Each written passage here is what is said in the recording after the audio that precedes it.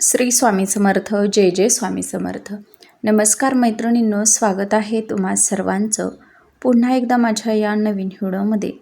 तर येत्या 12 ऑगस्टला म्हणजे उद्या बुधवारी आली आहे आषाढ अमावस्या.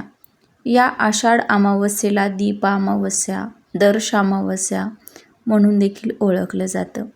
आषाढी अमावस्या ही वर्षातील सगळ्यात मोठी अमावस्या तिथी मानली जाते. अमावस्या तिथी ही अत्यंत पवित्र आणि धार्मिक दृष्टीनं महत्त्वाची मानली गेली आहे. श्रावण महिन्याच्या आगमनापूर्वी येणारी ही अमावस्या विशेष फलदायी मानली जाते, कारण आषाढ अमावस्येनंतरनं दुसऱ्या दिवशी लगेच पवित्र अशा श्रावण महिन्याची सुरुवात ही होणार आहे. आषाढी अमावस्येला दीप अमावस्या म्हणून ओळखलं जातं. या दिवशी घरातील सर्व लहान मोठे दिवे स्वच्छ करून त्यांची पूजा केली जाते. दिवा हा ज्ञान, समृद्धी आणि सकारात्मक ऊर्जेचं प्रतीक मानला जातो आणि म्हणूनच या दिवशी दीपपूजन हे आवर्जून केलं जातं. त्याचप्रमाणे अमावस्येचा दिवस म्हणजे दीप अमावस्या ही पितृपूजनासाठी, त्यासोबतच बघा आपल्या पितरांच्या नावानं किंवा पितरांचं स्मरण करून दानधर्म करण्यासाठी खूप शुभ मानली जाते. हा दिवस आपल्या पितरांना सुद्धा समर्पित आहे. या दिवशी पितरांची आठवण काढून त्यांच्यासाठी श्राद्ध, तर्पण, पिंडदान करणं अत्यंत शुभ मानलं जातं. तसेच या आषाढी अमावस्येच्या दिवशी भगवान शिव, माता लक्ष्मी आणि आपली कुलदैवता किंवा कुलदेवी यांच्यासाठी दीपदान करण्याची परंपरा आहे. या आषाढ अमावस्येनंतरनं लगेच श्रावण महिन्याची सुरुवात होत असल्यामुळं आपल्या घरात असणारी इडापिडा, नकारात्मक ऊर्जा, दरिद्रता, कटकटी दूर करण्यासाठी या आषाढी अमावस्येच्या दिवशी काही प्रभावी उपाय देखील केले जात असतात. आणि म्हणूनच तुम्ही उद्या बुधवारी आषाढी अमावस्येच्या दिवशी काहीच नाही केलं तरीही चालेल, पण रात्री घराच्या उंबरठ्यावर जाळा या 2 वस्तू. शत्रू तुमच्यासमोर लोटांगण घेईल. घरातील इडापिडा, कर्ज, शत्रुत्रास, नजरबाधा, गृहदोष, कलह, दारिद्र्य नष्ट होऊन घराची, मुलांची, पतीची अगदी भरभरून अशी प्रगती होईल. लक्ष्मीची अखंड कृपा घरावर होईल. तर त्या कोणत्या 2 वस्तू आहेत ज्या आपल्याला उद्या अमावस्येच्या दिवशी रात्री संध्याकाळच्या वेळी उंबरठ्यावर जाळायच्या आहेत, हे पाहण्यासाठी हा व्हिडिओ शेवटपर्यंत पहा, म्हणजे याची योग्य ती माहिती तुम्हाला मिळून जाईल. चॅनलवर नवीन आला असाल, पहिल्यांदाच भेट दिली असेल तर प्लीज चॅनलला सबस्क्राईब करा. चला तर मग नवीन व्हिडिओला सुरुवात करूया. हा जो उपाय आहे ना, तर तो अत्यंत प्रभावी आहे. दुसऱ्या दिवशी लगेच श्रावण महिना सुरू होणार आहे. श्रावण हा महिना अतिशय पवित्र आणि शुभ मानला जातो. तर बघा, आपल्या घरातील वातावरण हे पवित्र करण्यासाठी, आपल्या घरात जे काही दोष आहेत, ज्या अडचणी आहेत, त्या नष्ट करण्यासाठी आपण हा उपाय या अमावस्येच्या दिवशी करणार आहोत. कारण अमावस्येचा दिवस करणीबाधा, नजरबाधा, शत्रुत्रास, अडचणी दूर करण्यासाठी खूप महत्त्वाचा मानला जात असतो आणि त्यामुळेच प्रत्येकानं हा उपाय आपल्या घरामध्ये आवर्जून करण्याचा प्रयत्न करायचा आहे. अमावस्येच्या दिवशी संध्याकाळी 6 नंतरनं तुम्ही हा उपाय बघा रात्री 12 वाजेपर्यंत केला तरीही चालेल. हा उपाय या आषाढी अमावस्येच्या दिवशी आपल्या घरातील दिव्यांची पूजा करून झाल्यानंतरनंच, म्हणजे आपल्या घरातील दीपपूजन करून झालं की लगेच आपल्याला करायचं आहे. कारण बघा, सायंकाळची जी वेळ असते ना, तर ती माता लक्ष्मी आपल्या घरामध्ये प्रवेश करत असते. या वेळेमध्ये आपल्या घरामध्ये लक्ष्मी येण्याची वेळ असते आणि जेव्हा आपण आपल्या घरामध्ये दिवे प्रज्वलित करतो तेव्हा त्या दिव्याच्या प्रकाशातून खूप जास्त मोठ्या प्रमाणात सकारात्मक ऊर्जा निर्माण होते आणि अशा या पवित्र वातावरणात जर आपण हा उपाय केला तर तो अतिशय म्हणजे बघा खूप मोठ्या प्रमाणामध्ये प्रभावी ठरू शकतो. म्हणून शक्य झालं तर संध्याकाळी दीपपूजन करून झालं की लगेच आपण हा उपाय करायचा आहे. आणि ज्यांना शक्य होणार नाही त्यांनी रात्री 11 वाजेपर्यंत जरी केला तरीही चालेल. आपल्या हिंदू धर्मात कापूर, धूप आणि दिवा यांच्याशिवाय देवांची पूजा ही अपूर्ण मानली जाते. ती पूजा कधीच पूर्ण होत नाही. दिव्याच्या साक्षीनं बघा कोणतेही उपाय केले, पूजा केली तर त्याचं शीघ्र फळ हे आपल्याला प्राप्त होत असतं. त्यामुळे या वस्तूंचं धार्मिक महत्त्व हे देखील खूप मोठं आहे. कापूर जाळून आपण देवांची आरती केल्यानं घरातील नकारात्मक ऊर्जा नष्ट होते. घरामध्ये कापूर जाळणं हे अत्यंत शुभ मानलं जातं आणि जेव्हा आपण अमावस्येच्या दिवशी आपल्या घराच्या उंबरठ्यावर कापुरासोबत काही वस्तू जाळतो तेव्हा आपल्या घराचा उंबरठा ओलांडून घरात येणाऱ्या वाईट शक्ती, नकारात्मक ऊर्जा ही आपल्या घरात प्रवेश करत नाही. आणि हा जो कापुराचा धूर आहे तर तो आपल्या घरातील वास्तुदोष कमी करतो. आपल्या घराला वाईट नजर लागलेली असेल किंवा वाईट दृष्ट लागलेली असेल तर ती देखील नष्ट होते. त्याचप्रमाणे हा अमावस्येचा दिवस माता लक्ष्मीला देखील समर्पित असतो. या दिवशी उंबरठ्यावरती कापरासोबत काही वस्तू जाळल्यानं त्या वस्तूंच्या वासानं, कापुराच्या वासानं माता लक्ष्मी ही आपल्या घराकडे आकर्षित होत असते. कारण कापूर हा देवी देवतांना अतिशय प्रिय आहे. तसेच हा जो अमावस्येचा दिवस आहे तर तो माता लक्ष्मीला सुद्धा समर्पित असतो. तसेच बघा आपल्या घरात काही उपाय केले अमावस्येच्या दिवशी तर घरातील नकारात्मकता ही नक्कीच दूर होत असते.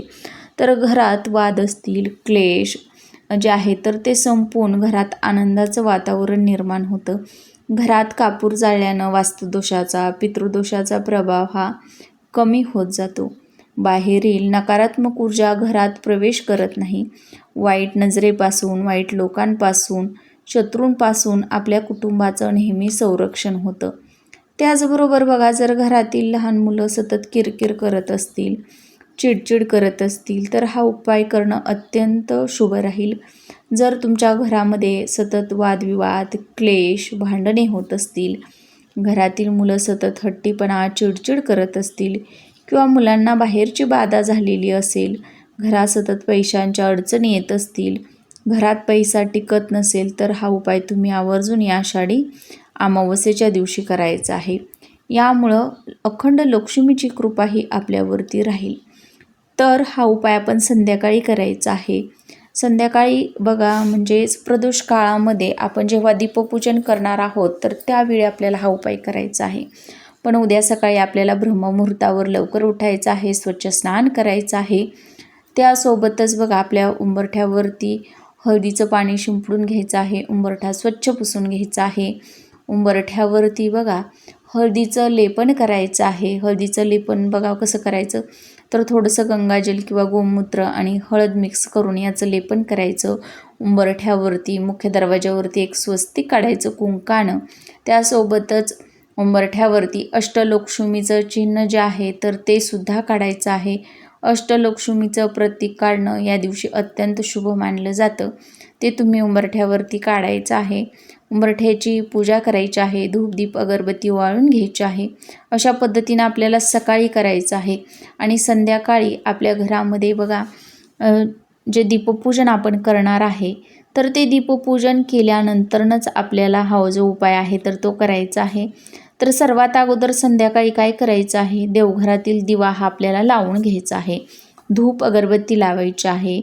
दीप अमावस्या आहे त्यामुळे दिव्यांची पूजा करून घ्यायची आहे. या दिवशी घरातील बघा लहान मुलांचं औक्षण देखील केलं जातं. मुलांना ओवाळलं जातं कारण मुलंसुद्धा वंशाचे दिवे असतात म्हणून त्यांनासुद्धा या दिवशी ओवाळून घ्यायचं आहे.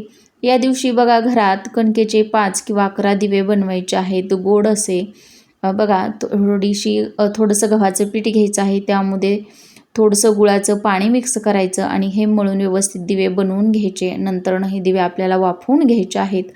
आणि हे 5 किंवा 11 दिवे ज्या संख्येमध्ये आपले बनवलेले आहेत तर ते एका ताटामध्ये काढून घ्यायचे. त्या दिव्यांमध्ये आपल्याला तेल घालून घ्यायचं आहे आणि हे दिवे प्रज्वलित करून आपल्या मुलांचं औक्षण करायचं आहे, मुलांना ओवाळायचं आहे. आणि त्यानंतरच आपल्याला हा जो उपाय आहे तर तो करायचा आहे. तर त्यासाठी आपल्याला कापूर जाळण्याचं भांडं घ्यायचं आहे.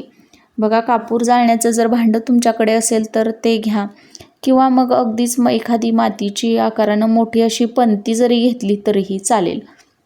आता त्यामध्ये पहिल्यांदा आपल्याला मूठभर तांदूळ टाकून घ्यायचे आहेत. मूठभर तांदूळ ठेवायचे आहेत आणि याच तांदळावरती बघा आपल्याला 7 भीमसेनी कापराच्या वड्या ठेवायच्या आहेत किंवा मग 5 ठेवल्या तरीही चालतील.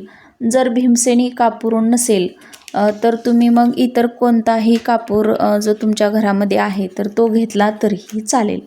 त्यासोबत 5 फुलाच्या अखंड लवंगा, फुलासहित ज्या लवंगा असतात तर त्या ठेवायच्या आहेत. चिमूटभर पिवळी मोहरी घ्यायची आहे, ती देखील त्याच्यावरती ठेवून घ्यायची आहे. जर तुमच्याकडे पिवळी मोहरी नसेल तर मग अगदीच काळी मोहरी घेतली तरीही चालेल. आणि या सर्व वस्तू तुम्हाला कापूर जाळण्याच्या भांड्यामध्ये ठेवायच्या आहेत. आणि हे भांडं आपल्याला घराचा जो मुख्य उंबरठा आहे तर त्या उंबरठ्यावरती घेऊन जायचं आहे. आता उंबरठ्याच्या बाहेर आपल्याला उभं राहायचं आहे. घरात प्रवेश करतानाची जी उजवी बाजू आहे तर त्या उजव्या बाजूला आपल्याला हे भांडं ठेवायचं आहे आणि हा कापूर प्रज्वलित करायचा आहे. आता बघा, प्रज्वलित हा उपाय करण्या अगोदर आपल्या घराची खिडक्या, दरवाजे सर्व आपल्याला उघडे करून ठेवायचे आहेत आणि नंतर हा कापूर जाळायचा आहे. आता बघा, प्रज्वलित केल्यानंतरनं हा जोपर्यंत जळत आहे तोपर्यंत आपल्याला श्री स्वामी समर्थ, श्री स्वामी समर्थ या मंत्राचा जप करायचा आहे, जोपर्यंत हा कापूर जळत आहे तोपर्यंत. आता कापूर जाळल्यानंतरनं ही वाटी जी आहे किंवा पंती आहे, कापूर जाळण्याचं भांडं जे पण तुम्ही घेतलेलं असेल तर ते तिथेच आपल्याला रात्रभर ठेवायचं आहे. आणि बघा, नंतरनं घराचा मुख्य दरवाजा हा आपण बंद केला तरीही चालेल. यानंतरनं दुसऱ्या दिवशी काय करायचं, त्यामधील तांदूळ जे आहेत तर ते निर्माल्यामध्ये टाकायचे आहेत. कापूर जाळण्याचं भांडं हे आपल्याला स्वच्छ घासून घ्यायचं आहे. याचा वापर तुम्ही परत नेहमीप्रमाणे करू शकता.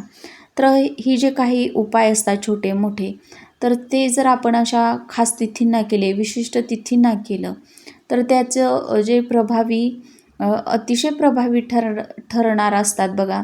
कारण की ही तिथी जी आहे तर ती अतिशय महत्त्वाची आहे, वर्षातील सर्वात मोठी अमावस्या आहे. त्यामुळं तुम्ही हा जो उपाय आहे तर तो नक्कीच करायचा आहे. यामुळे आपल्या घरामध्ये असणारी करणीबाधा असेल, वास्तुदोष असेल, पितृदोष असेल किंवा बाहेरील काही बाधा आपल्या घराला झालेल्या असतील, आपल्या मुलांना नजरदोष झालेला असेल तर या सर्व बाधेतून आपलं घर मुक्त होत असतं. घरामध्ये एक सकारात्मक लहरी ज्या आहेत तर त्या सक्रिय राहत असतात आणि आपल्या घरामध्ये सकारात्मक ऊर्जेचा प्रभाव वाढला की आपलं प्रत्येक काम मार्गी लागत असतं, प्रत्येक कामामध्ये आपल्याला यश मिळत असतं.